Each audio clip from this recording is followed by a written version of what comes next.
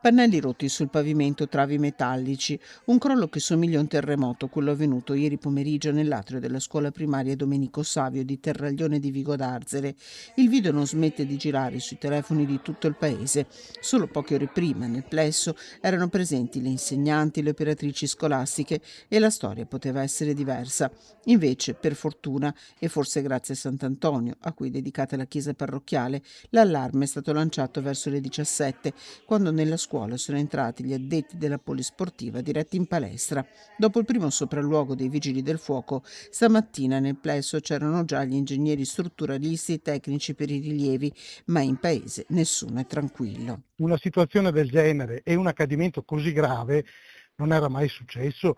Per fortuna è successo di pomeriggio a scuola chiusa. Ringraziamo tutti il Signore che non ci fossero state persone all'interno durante questo accaduto, e adesso stiamo a vedere quali sono le cause e se magari c'erano già state fatte delle segnalazioni da parte delle insegnanti o delle bidelle o di chi per esso, e se i collaudi erano stati eseguiti correttamente e la manutenzione allo stesso modo. I consiglieri di minoranza della Brentana e di Fratelli d'Italia presenteranno un'interrogazione al prossimo Consiglio Comunale. Visto quello che è successo, che ha sfiorato la strage,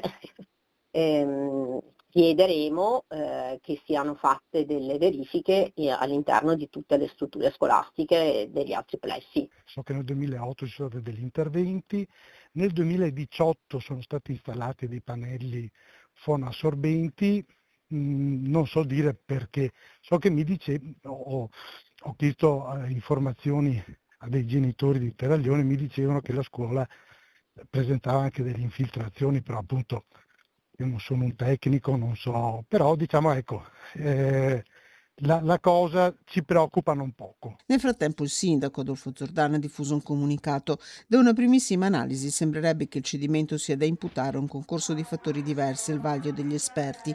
La sicurezza dei nostri ragazzi e del personale scolastico è l'assoluta priorità. Per questo motivo, non appena la relazione sarà conclusa e avremo certezze scientifiche, provvederemo a comunicarvi con la massima trasparenza le cause precise dell'evento e i prossimi provvedimenti che adotteremo per il ripristino dei locali.